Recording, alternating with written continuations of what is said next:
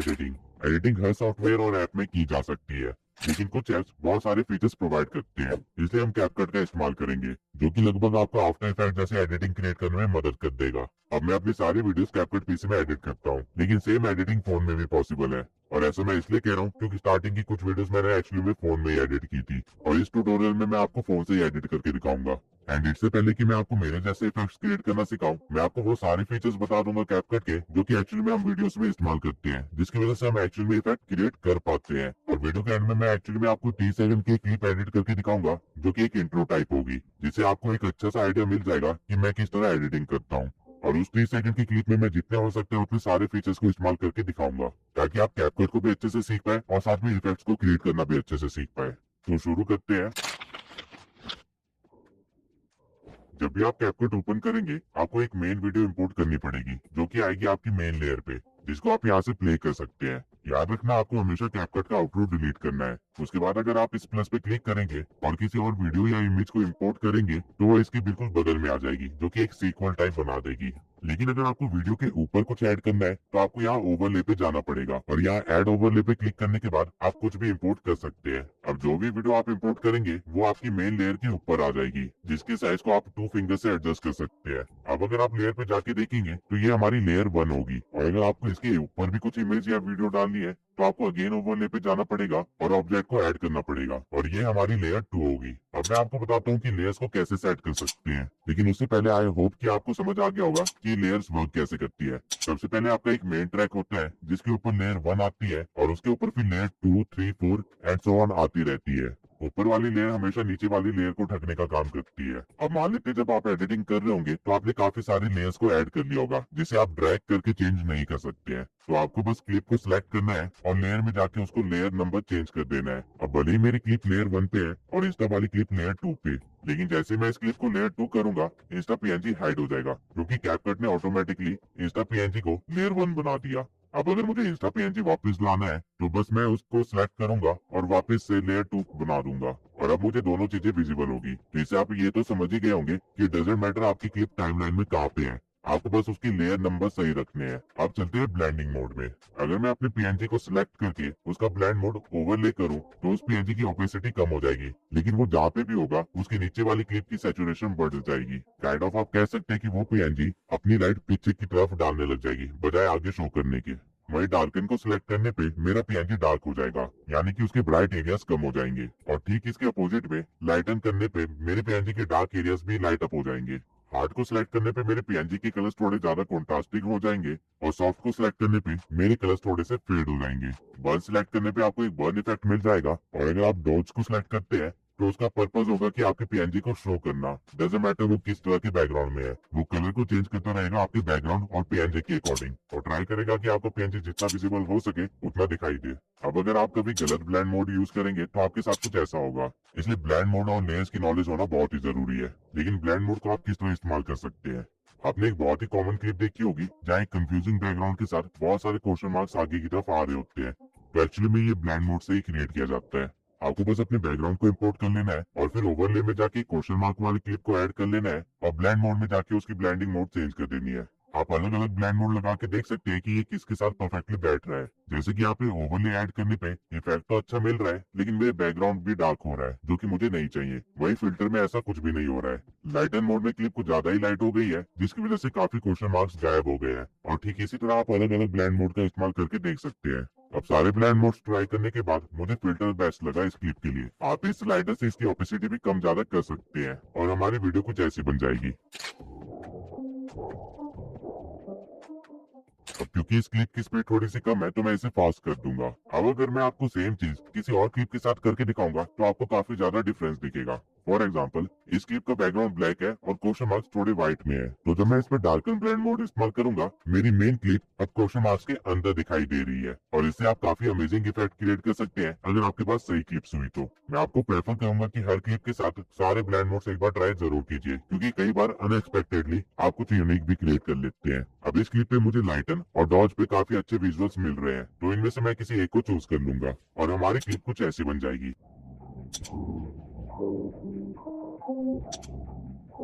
वहीं मेरे पास एक और क्लिप है, जिसमें एलिमेंट सिर्फ एक आउटलाइन की तरह है। तो अगर मैं इसके ब्लेंड मोड में जाके अगर बर्न रखता हूँ तो आप देख सकते हैं कि कितना यूनिक इफेक्ट क्रिएट हो रहा है। वही डॉज में ये काफी सही लुक दे रहा है। तो मैं इसे अप्लाई कर दूंगा और हमारी क्लिप कुछ इस तरह की बन जाएगी।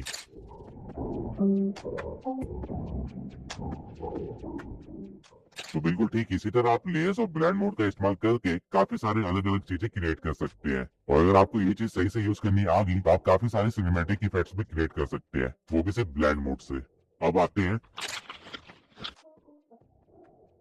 की फ्रेम्स इतनी पावरफुल चीज है कि इसके बिना आफ्टर इफेक्ट जैसे सॉफ्टवेयर भी किसी काम का नहीं है। आप जो भी मूवमेंट या एनिमेशन टाइप देखते हैं उन सब में की फ्रेम का इस्तेमाल किया जाता है। लेकिन एक्चुअल में की फ्रेम्स होते क्या है? अगर मैं इसी वे में एक्सप्लेन करूं तो की फ्रेम का काम होता है डाटा को कलेक्ट करना और अगले डाटा तक यानी अगले की फ्रेम तक उसे स्मूथली कैरी आउट करना। यानी अगर मैं स्क्रीन पे यहाँ पे एक पीएनजी लगा दूं और उसके बाद उसके ऊपर एक की फ्रेम लगा दूं तो ये की फ्रेम इस पीएनजी का सारा डाटा कलेक्ट कर लेगा कि ये पीएनजी स्क्रीन पे कहाँ पे है, कितने एक्सेस पे है, इसका साइज कितना है, इसका कलर क्या है और साथ में जितनी भी प्रॉपर्टीज आप इमेजिन कर सकते हो सबको ये कलेक्ट कर लेगा।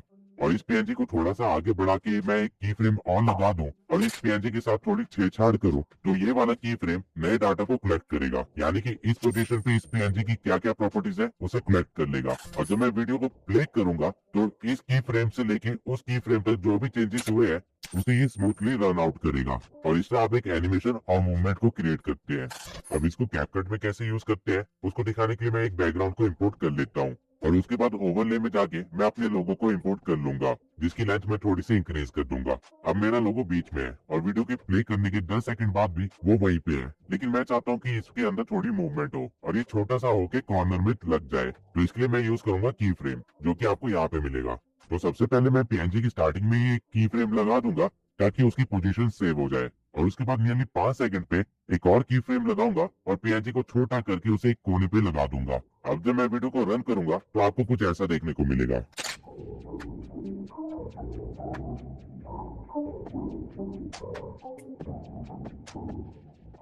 अब आपने नोटिस किया कि 5 सेकंड के बाद मेरा पीएनजी वहीं पे रुका रह गया क्योंकि उसके लिए अब वो की फ्रेम ही ओरिजिनल वैल्यू थी। अब आई होप कि आपको की फ्रेम के बेसिक कॉन्सेप्ट तो समझ आ गए होंगे और इससे आप हजारों और लाखों इफेक्ट्स क्रिएट कर सकते हैं। लेकिन जब आप की फ्रेम को यूज करेंगे तो हो सकता है आप कुछ गलतियां करें और आपका टाइम वेस्ट ना हो, इसलिए मैं कुछ और चीजों को एक्सप्लेन कर देता हूँ। अब इस क्लिप में मान लेते हैं आप चाहते हैं कि पहले आपका लोगो साइड में जाए और फिर एंड में ओरिजिनल पोजीशन पे वापस आ जाए। तो इसके लिए आप क्या करेंगे, आप अपने लोगो को सिलेक्ट करेंगे और उसके एंड में आके एक और की फ्रेम लगा देंगे और फिर अपनी पोजीशन को चेंज करके उसे बीच में रख देंगे जहाँ पे वो स्टार्टिंग में था और प्ले करने पे आपको कुछ ऐसा दिखेगा। स्टार्टिंग में ये कॉर्नर में जाना स्टार्ट करेगा और 5 सेकंड के बाद वो डायरेक्टली बीच में आना स्टार्ट कर देगा बिना रुके। लेकिन अगर आप चाहते हैं कि ये कोने में जाके कुछ सेकंड के लिए रुके और फिर वापस आ जाए तो आपको कोने वाले की फ्रेम के पास आना है और उसके कुछ सेकंड की दूरी पे ही एक और की फ्रेम दे देना है और पोजीशन में फर्क ना आए इसलिए लास्ट वाले की फ्रेम को डिलीट कर देना है। अब मैं चाहता हूँ कि 5 से लेकर 7 सेकंड तक ये लोगो यहीं पे कोने में बना रहे, तो मैं यहाँ पे एक की फ्रेम डाल दूंगा और उसके बाद लास्ट में आके एक फाइनल की फ्रेम लगा दूंगा और लोगो को दोबारा बीच में ले आऊंगा। अब वीडियो प्ले करने पे हमें कुछ ऐसा इफेक्ट मिलेगा। पहले ये कोने पे जाएगा, फिर वहीं पे रुकेगा और फिर वापस अपनी लोकेशन पे आ जाएगा। अब मैं बताता हूँ कि हमने कितने की फ्रेम्स लगाए। सबसे पहला की फ्रेम हमने अपनी ओरिजिनल लोकेशन को सेव करने के लिए लगाया था। उसके बाद यहाँ पे हमने दूसरा की फ्रेम लगाया जिससे हमारा लोगो कोने में पहुंच गया। तीसरा की फ्रेम हमने कुछ सेकंड्स के बाद लगाया लेकिन हमने लोगों की प्रॉपर्टीज को चेंज नहीं किया, तो अगर बैक एंड में कोई ट्रांजेक्शन हुई भी है तो वो विजुअली हमें नहीं दिखाई देगी, लेकिन की फ्रेम लगाने पे उसने डाटा कलेक्ट जरूर किया। और फिर लास्ट में आके मैंने एक और की फ्रेम दिया जहाँ पे मैंने लोगों को उसको ओरिजिनल पोजीशन पे ले आया। अब आई होप आपकी की फ्रेम के सारे बेसिक्स क्लियर हो गए होंगे। अब की फ्रेम से एक छोटा सा एनिमेशन मैं आपको अभी के अभी बना के दिखाता हूँ। तो स्टार्टिंग में मैं अपने लोगों को ऊपर भेज दूंगा और एक की फ्रेम लगा दूंगा। उसके बाद 2 सेकंड की करीब मैं एक दूसरा की फ्रेम लगाऊंगा और अपने लोगों को बीच में ले आऊंगा। अगर आपने किसी पीएनजी या क्लिप पे एक बार की फ्रेम लगा दिया है तो दूसरी बार आपको की फ्रेम लगाने की जरूरत नहीं है। जब भी आप उसकी पोजीशन या प्रॉपर्टीज को चेंज करेंगे तो की फ्रेम अपने आप ही लग जाएगा। अब इस वीडियो में थोड़ा सा और आगे बढ़ने के बाद मैं एक और ओवरले को ऐड करूंगा और उसे भी ऊपर भेज दूंगा और थोड़ा सा आगे बढ़ने के बाद उसे भी बीच में ले आऊंगा। अब जब स्टेप ग्रो का लोगो बीच में आया तो मैं चाहता हूँ कि मेरा लोगो साइड में चला जाए। तो जैसे स्टेप ग्रो का लोगो बीच में आया है मैं अपने लोगो को सिलेक्ट करूंगा और की फ्रेम लगा के अपने लोगो को एक साइड में रख दूंगा। अब इसे क्या एनिमेशन बनेगी ये देख लेते हैं।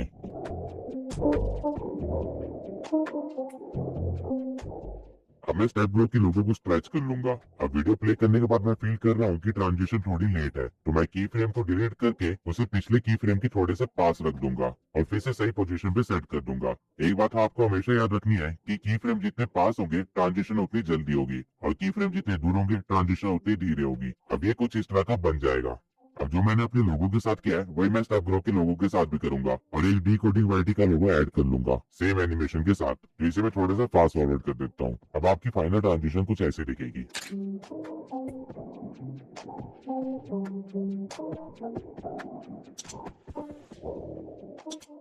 अब अगर मैं चाहता हूँ कि कुछ सेकंड्स के बाद हम तीनों का लोगो एक साइड में आके लग जाए, तो मैं पहले अपने लोगो को सिलेक्ट कर लूंगा और फिर जहाँ पे ये खत्म हुआ है वहाँ पे जाके एक की फ्रेम लगा के अपने लोगो की टाइमिंग थोड़ी सी बढ़ा दूंगा। अब मुझे फास्ट ट्रांजिशन करनी है तो दूसरा की फ्रेम में थोड़ा सा पास ही लगाऊंगा और पोजीशन चेंज कर दूंगा। बिल्कुल सेम वे में ही मैं स्टेप ग्रो और डिकोडिंग वाईटी के लोगों को भी स्ट्रेच कर दूंगा और चेक करूंगा कि मैंने अपने लोगों में की फ्रेम कहाँ लगाया है, और वहीं पे उन दोनों के लोगों में भी की फ्रेम लगा दूंगा और उनको सही सही जगह पे रख दूंगा। इसके बाद जब मैं वीडियो रन करूंगा तो कुछ ऐसी ट्रांजिशन बन जाएगी जहाँ पहले मेरा लोगो आता है, फिर स्टेप ग्रो का लोगो आता है, फिर डिकोडिंग वाईटी का लोगो आता है, और फिर हम तीनों का लोगो एक लाइन में लग जाता है। अब ठीक इसी तरह आप की फ्रेम का सही तरीके से इस्तेमाल करके इवन 3D इफेक्ट्स भी बना सकते हैं, जैसा कि आपने मेरी वीडियोस में देखा होगा। और ये एग्जैक्टली करते कैसे है ये वीडियो के लास्ट में मैं आपको करके दिखाने वाला हूँ। लेकिन उससे पहले अगर आपको अपनी की फ्रेम्स के बीच की ट्रांजिशन को थोड़ा और स्मूथ करना है तो आपको अपनी की फ्रेम को सिलेक्ट करना है और यहाँ पे ग्राफ वाले ऑप्शन पे आ जाना है, और यहाँ पे आपको काफी सारे ग्राफ्स मिल जाएंगे जो कि एक्चुअल में मूवमेंट्स की स्पीड को शो कर रहे हैं। तो आपको इन एनिमेशन के लिए इजी इन 3 को चूज कर लेना है, और आउट एनिमेशन के लिए इजी आउट 3 को, और फाइनल एनिमेशन कुछ ऐसा हो जाएगा।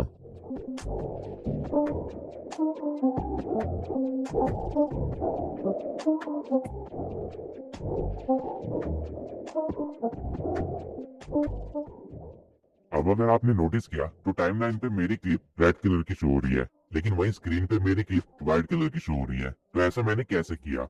ये मैंने किया है एडजस्टमेंट से।